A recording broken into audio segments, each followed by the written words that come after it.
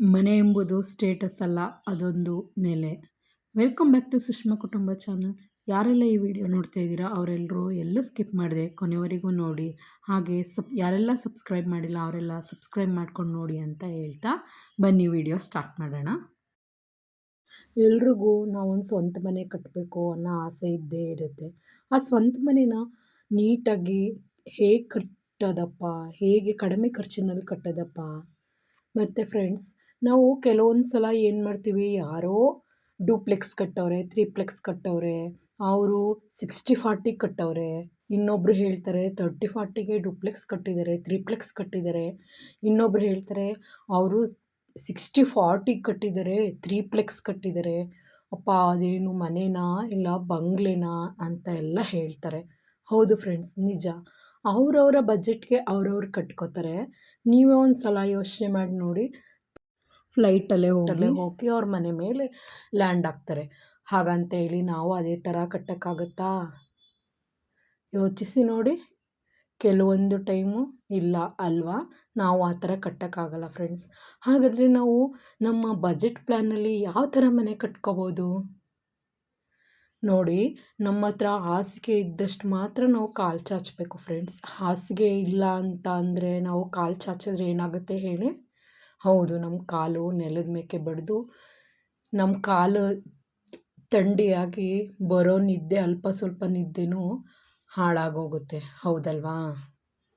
ನೋಡಿ ಫ್ರೆಂಡ್ಸ್, ಮತ್ತೆ ಇನ್ನು ಕೆಲವರು ಏನು ಮಾಡ್ತಾರಪ್ಪ ಅಂದರೆ, ನಾವು ಇನ್ನೊಬ್ಬರು ಯಾರೋ ಕಟ್ಟಿರ್ತಾರೆ, ನಾವು ಅದೇ ಥರ ಕಟ್ಟಬೇಕು ಅಂತ ಹೋಗಿ ಅವ್ರ ಹತ್ರ ಇರೋ ಅಮೌಂಟೆಲ್ಲನೂ ಮನೆ ಮೇಲೆ ಹಾಕಿ, ಮತ್ತು ಅದು ಸಾಕಾಗದೆ ಅವರು ಲೋನ್ ತೊಗೊಂಡು ಅದನ್ನು ಮನೆ ಮೇಲೆ ಹಾಕಿ, ಅವರು ಒಬ್ಬರು ಇರೋಕ್ಕೋಸ್ಕರ ಅಂದರೆ ಅವ್ರ ಫ್ಯಾಮಿಲಿಗೋಸ್ಕರ ಪೂರ್ತಿ ಅವ್ರ ಹತ್ರ ಇರೋ ಅಮೌಂಟೆಲ್ಲನೂ ಮನೆ ಮೇಲೆ ಹಾಕಿರ್ತಾರೆ. ಅದರಿಂದ ಏನು ಪ್ರಯೋಜನ ಆಗುತ್ತೆ ಹೇಳಿ?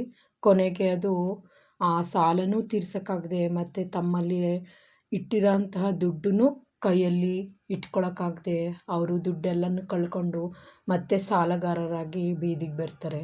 ಅದರಿಂದ ಏನು ಪ್ರಯೋಜನ ಆಯಿತು ಮನೆ ಕಟ್ಟಿರೋದಕ್ಕೂ? ನೋಡಿ, ನಮ್ಮ ಹತ್ರ ಮನೆ ಕಟ್ಟಬೇಕು ಅಂತಂದರೆ ಎಷ್ಟು ಅಮೌಂಟ್ ಇದೆ ಅಂದರೆ ಎಲ್ಲರೂ ಅವರವರು ಇಷ್ಟೊಂದು ಅಮೌಂಟ್ ಬೇಕಪ್ಪ ಅಂತೇಳಿ ತುಂಬ ಅಮೌಂಟನ್ನ ಕೈಲಿಟ್ಕೊಂಡೆ ಎಲ್ಲ ಮನೆ ಕಟ್ಟೋಕ್ಕೆ ಸ್ಟಾರ್ಟ್ ಮಾಡಲ್ಲ ಫ್ರೆಂಡ್ಸ್. ನಮ್ಮ ಹತ್ರ ದುಡ್ಡಿಲ್ಲ ಅಲ್ವಾ, ನಮ್ಮ ಹತ್ರ ದುಡ್ಡಿರೋದ್ರಲ್ಲಿ ಎಷ್ಟು ಅಮೌಂಟ್ಗೆ ನಾವು ಹಾಕಿ ಮನೆ ಕಟ್ಬೋದು, ಮತ್ತು ಯಾವ ರೀತಿ ನಾವು ಮನೆ ಕಟ್ಟಿದ್ರೆ ನಮ್ಮ ಹತ್ರ ಇರೋ ಅಮೌಂಟಲ್ಲಿ ನಾವು ತುಂಬ ಚೆನ್ನಾಗಿ ಮನೆ ಕಟ್ಕೋಬೋದು ಅಂತ ಯೋಚಿಸಿ ನೋಡಿ ನಾವು ಮನೆ ಕಟ್ಕೋಬೇಕಾಗುತ್ತೆ.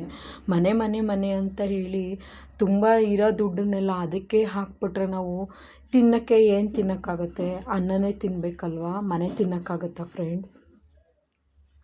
ಹಾಗಾದರೆ ನಾವು ತುಂಬ ಲೋ ಬಜೆಟಲ್ಲಿ ಯಾವ ಥರ ತುಂಬ ಚೆನ್ನಾಗಿರೋ ಮನೇನ ಹೇಗೆ ಕನ್ಸ್ಟ್ರಕ್ಷನ್ ಮಾಡಿಸ್ಕೊಳ್ಳೋದು, ಹೇಗೆ ಕಟ್ಟೋದು?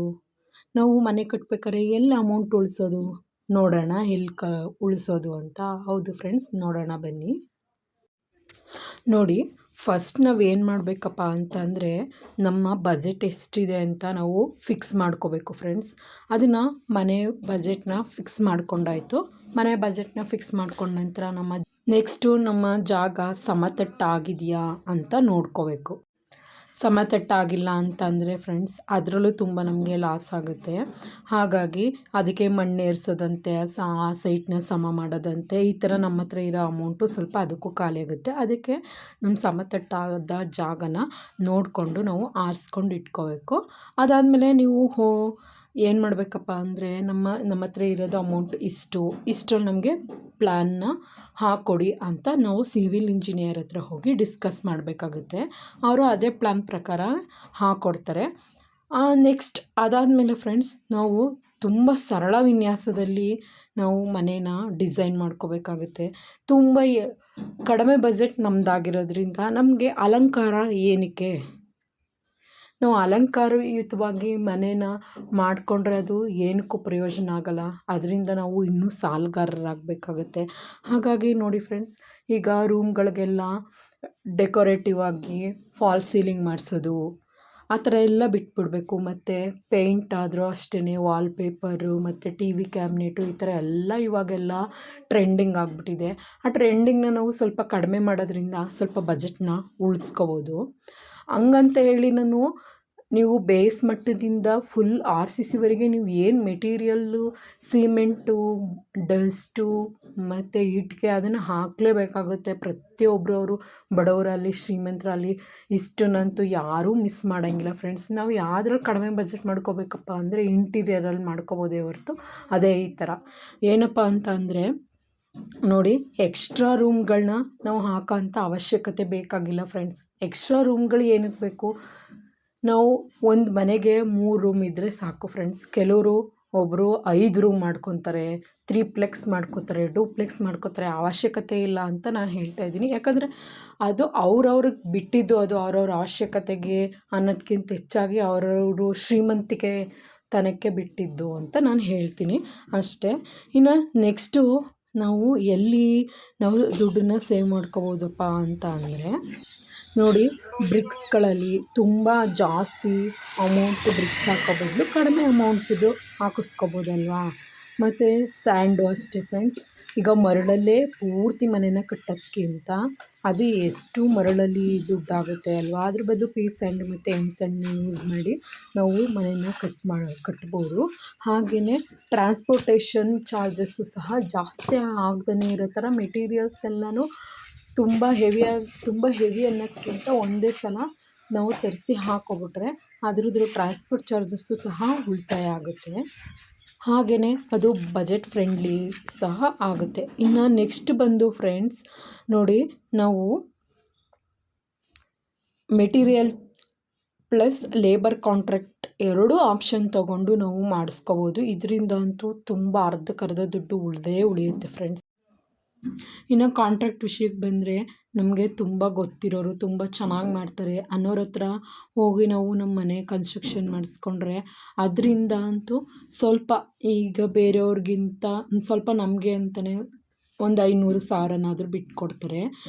ಇದರಿಂದ ನಮಗೂ ಅವ್ರ ಮೇಲೆ ನಂಬಿಕೆ ಇರುತ್ತೆ, ಅವ್ರಿಗೂ ನಮ್ಮ ಮೇಲೆ ನಂಬಿಕೆ ಇರುತ್ತೆ. ಮನೆ ಕಟ್ಟಬೇಕಾದ್ರೂ ಅದು ತುಂಬ ಹೆಲ್ಪು ಆಗುತ್ತೆ ಅಂತ.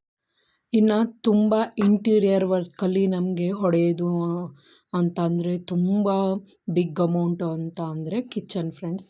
ಕಿಚನ್ನಲ್ಲಿ ನೋಡಿ, ಮಾಡ್ಯುಲರ್ ಕಿಚನ್, ಆ ಕಿಚನ್ ಈ ಕಿಚನ್ ಅಂತ ಹೇಳಿ ತುಂಬ ಅಂದರೆ ತುಂಬ ಅಮೌಂಟನ್ನ ಅದರಲ್ಲೇ ವೇಸ್ಟ್ ಮಾಡಿಬಿಡ್ತೀವಿ.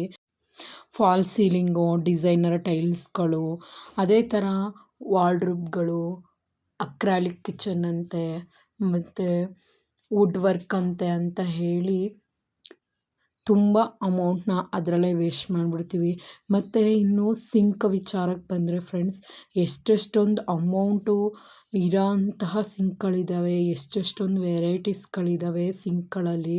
ಅದರಲ್ಲೂ ಅಷ್ಟೇ ನಮ್ಮ ಬಜೆಟ್ಗೆ ಯಾವ ಸಿಂಕ್ ಬೇಕೋ ಆ ಸಿಂಕನ್ನ ನೋಡಿ ಹಾಕಿಸ್ಕೊಳ್ಳೋದ್ರಿಂದನೂ ಅದರಲ್ಲೂ ಅಮೌಂಟನ್ನ ನಾವು ಸೇವ್ ಮಾಡ್ಕೋಬೋದು. ನೋಡಿ, ಕಿಚನ್ಗೆ ವುಡ್ ವರ್ಕ್ ಮಾಡಿಸೋದನ್ನು ಸ್ವಲ್ಪ ಮಾಡಿಸ್ಕೊಳ್ಳೇಬೇಡಿ ಅಂತ ನಾನು ಹೇಳ್ತಿಲ್ಲ. ಸ್ವಲ್ಪ ಟೈಮ್ ನಾವು ಮುಂದೂಡಿದ್ರೆ, ಅಂದರೆ ನಮ್ಮ ಹತ್ರ ಬೇರೆಯವ್ರ ಹತ್ರ ಸಾಲ ತೊಗೊಂಡು ಮಾಡಿಸಿರೋದ್ರಿಂದ, ಇಲ್ಲಾಂದರೆ ನಾವು ಏನೋ ಲೋನ್ ಮಾಡಿಸ್ಕೊಂಡು ಮಾಡೋದ್ರಿಂದ ಅದಕ್ಕೆಲ್ಲ ನಾವು ಇಂಟ್ರೆಸ್ಟ್ ಕಟ್ತಾ ಹೋಗೋ ಬದಲು ಏನಪ್ಪ ಇರೋದ್ರಲ್ಲೇ ನಾವು ಮ್ಯಾನೇಜ್ ಮಾಡಿಕೊಂಡು ವುಡ್ ವರ್ಕ್ ಮಾಡೋದನ್ನೆಲ್ಲ ಸ್ವಲ್ಪ ಮುಂದಕ್ಕೆ ಹಾಕಿದ್ರೆ ಅದರಿಂದ ನಾವು ಅಮೌಂಟನ್ನ ಸೇವ್ ಮಾಡಿಕೊಂಡು ನೆಕ್ಸ್ಟ್ ಫ್ಯೂಚರಲ್ಲಿ ನಾವು ಮಾಡಿಸ್ಕೋಬೋದಲ್ವಾ. ಇನ್ನು ನೆಕ್ಸ್ಟ್ ಫ್ರೆಂಡ್ಸ್, ಈ ವಿಂಡೋಸ್ಗಳಿಗೆ ಬಂದರೆ ವಿಂಡೋಸ್ಗಳು ಅಷ್ಟೇ ಫ್ರೆಂಡ್ಸ್, ತುಂಬ ನ್ಯಾಚುರಲ್ ಲೈಟ್ ಬರೋ ಥರ ಮಾಡಿಕೊಂಡ್ರೆ ನೋಡಿ, ಮತ್ತು ವೆಂಟಿಲೇಷನ್ಗೆಲ್ಲ ನಾವು ಕರೆಕ್ಟಾಗಿ ಡಿಸೈನ್ ಪ್ಲ್ಯಾನ್ ಮಾಡಿಕೊಂಡ್ರೆ ಅದರಿಂದನೂ ಸಹ ನಮ್ಮ ಎಲೆಕ್ಟ್ರಿಸಿಟಿ ಬಿಲ್ಲು ಉಳಿತಾಯ ಆಗುತ್ತೆ, ಮತ್ತು ನ್ಯಾಚುರಲ್ ಲೈಟು ನಮ್ಮ ಮನೆಗೆ ಬರೋ ಥರ ಆಗುತ್ತೆ.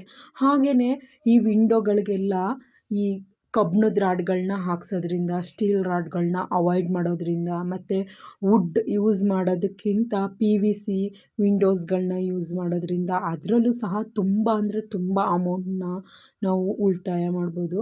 ನೋಡಿ, ನಾವು ಹಾಕಿರೋದು ಬೇವಿನ ವುಡ್ ಹಾಕಿದ್ದೀವಿ.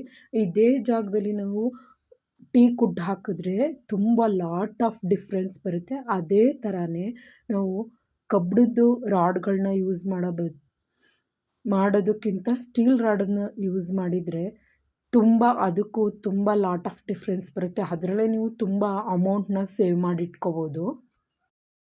ಇನ್ನು ನೆಕ್ಸ್ಟು ಫ್ರೆಂಡ್ಸ್, ಈ ರೂಮ್ಗಳಿಗೆಲ್ಲ ವಾಶ್ರೂಮು ಮತ್ತು ಒಂದೊಂದು ಮನೆಗೆ 4 ವಾಶ್ರೂಮ್ಗಳು ಇದ್ರಿಂದ ಮಾಡಿಸೋದ್ರಿಂದನೂ ಕಾಸ್ಟ್ಲಿ ಅಮೌಂಟು ಆಗುತ್ತೆ. ಮತ್ತು ನೀವೇ ಯೋಚನೆ ಮಾಡಿ ಎಷ್ಟೆಷ್ಟು ಪ್ಲಮ್ಮಿಂಗ್ ವರ್ಕ್ ಅವ್ರಿಗೆ ಲೇಬರ್ ಚಾರ್ಜಸ್ ಜಾಸ್ತಿ ಕೊಡಬೇಕು. ಹಾಗೆಯೇ ಪೈಪ್ಗಳು, ಮೆಟೀರಿಯಲ್ಗಳು, ಅದು ಇದು ಟೈಲ್ಸ್ಗಳಂತೆ ಎಷ್ಟೊಂದು ಜಾಸ್ತಿ ಅಮೌಂಟ್ ಆಗುತ್ತೆ ಅಲ್ವಾ. ಅದ್ರ ಬದಲು ನಾವು ಸಾಕು ಒಂದು ಮನೆಗೆ 1, 2 ಎಮರ್ಜೆನ್ಸಿಗೆ ಅಂತ ಮಾಡಿಕೊಂಡ್ರೆ ನಮಗೆ ಅದರಲ್ಲೂ ಸಹ ನಾವು ಉಳಿತಾಯ ಮಾಡ್ಕೋಬೋದು. ಫ್ರೆಂಡ್ಸ್, ಎಲ್ಲರೂ ಇದೇ ಥರ ಮಾಡಿ ಅಂತ ನಾನು ಹೇಳ್ತಾ ಇಲ್ಲ. ನಾವು ಕಡಿಮೆ ಬಜೆಟಲ್ಲಿ ಹೆಂಗೆ ಕಟ್ಬೋದು ಅನ್ನೋದನ್ನು, ನಮ್ಮ ಹತ್ರ ಇರೋ ಅಮೌಂಟ್ನ ಯಾವ ಥರ ನಾವು ಸೇವಿಂಗ್ಸ್ ಮಾಡಿ ಕಟ್ಬೋದು ಅನ್ನೋದನ್ನು ನಾನು ನಿಮಗೆ ಹೇಳ್ತಿದ್ದೀನಿ ಹೊರತು ಇನ್ನೇನೂ ಅಲ್ಲ. ಇರೋರು ಇರೋ ಥರ ಅವ್ರಿಗೆ ಹೇಗೆ ಬೇಕೋ ಹಾಗೆ ಕಟ್ಬೋದು. ಬಟ್ ಅಮೌಂಟ್ ಇಲ್ಲ ಅಂತ ಅಂದಾಗಲೇ ಪ್ರಾಬ್ಲಮ್ ಆಗೋದಲ್ವಾ.